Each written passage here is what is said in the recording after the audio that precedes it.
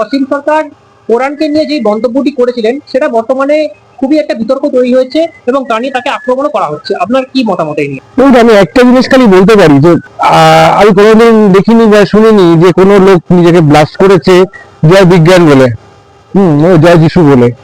আমি কোনোদিন শুনিনি যে আপনার কারোর মুন্ডু কাটা হয়েছে জয় যিশু বলে, জয় শ্রীরাম বলে, বা জয় বিজ্ঞান বলে, বা জয় বুদ্ধদেব বলে। যা যা বলে সব মানে আল্লাহু আকবার, মানে আল্লাহকে সাক্ষী রেখে এই কাজগুলো করা হয়।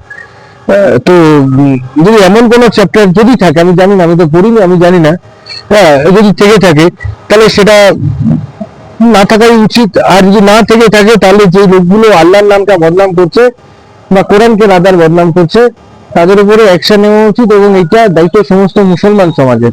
তো তোমরা এই ধরনের লোকগুলোকে একদম মাথায় উঠতে দিও না, কারণ এরা তোমাদেরকে একটা বিচ্ছিরি, একটা টোটাল মানে মুসলমান জাতিগোষ্ঠীটাকে একটা জঙ্গি তকমা লাগিয়ে দিচ্ছে। ফুরফুরা শরীফকে শরীফের একজন পীরজাদা, এটা নিয়ে তিনি কাউন্টার করে তিনি গীতাকে নিয়ে খুবই একটা বিরূপ মন্তব্য করেছেন, সেটা নিয়ে বর্তমানে বিতর্ক তৈরি হয়েছে। সেটা তো বাজে কথা বলেছেন না, সেখানে যে কথাগুলো উনি বলেছেন মা ছেলের সম্পর্ক নিয়ে, সেটা গীতায় লেখা নেই। এটা নিয়ে আমার অনেক কথা বলার আছে। ওনাকে আইনের সামনে আনতে হবে, ওনাকে জবাব দিতে হবে যে উনি কোথা থেকে পড়েছেন, এবং যদি না হয় নিঃস্বার্থে ক্ষমা চাইতে হবে।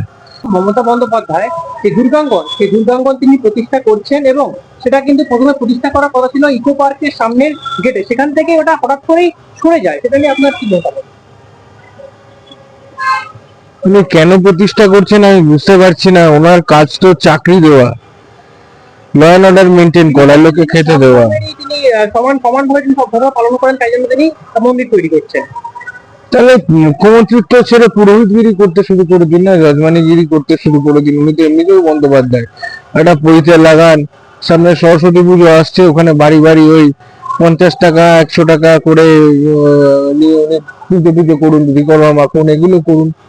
ওনাকে মুখ্যমন্ত্রিত্ব করতে হবে না। আমি অবাক হয়ে যাচ্ছি একটা জিনিস থেকে, উনি একজন সিএম, ওনার কাজ হচ্ছে দেশ চালানো, সেটা ছাড়া উনি সবই করছেন। ওনাকে দেখছি ওই গান করছেন, কানে লাগে একটু যদিও, উনি গান করছেন। উনি আঁকি বুকি কাটছেন, যাকে আমাদেরকে বাধ্য করা হচ্ছে আঁকা বলতে। তারপরে হাম্মা হাম্মা রাম্মা রাম্মা কাম্মা কাম্মা সেগুলো বলছেন, এগুলো নাকি কবিতা।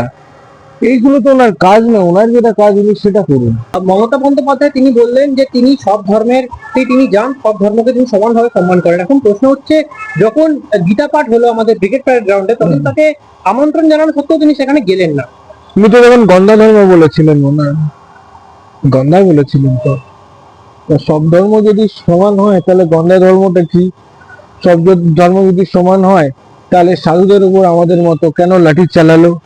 সব ধর্ম যদি সমান হয় তাহলে ওর নেতারা দিনের পর দিন বলে গেছে হিন্দু বলা যাবে না, হিন্দু বলা যাবে না। এমনকি রাজ্য বিধানসভায় হিন্দু কথাটা নাকি অমিট করা হয়েছে, কেটে দেওয়া হয়েছে। এগুলো কেন? সব ধর্ম সমান হলে এরকম কিছু হতো না। মেইন ব্যাপারটা হচ্ছে যে উনি ছেলে খেলা করছেন মানুষের জীবন নিয়ে, সেই জিনিসটা বন্ধ করতে হবে, নাহলে মানুষ এর উত্তর দিয়ে দেবে।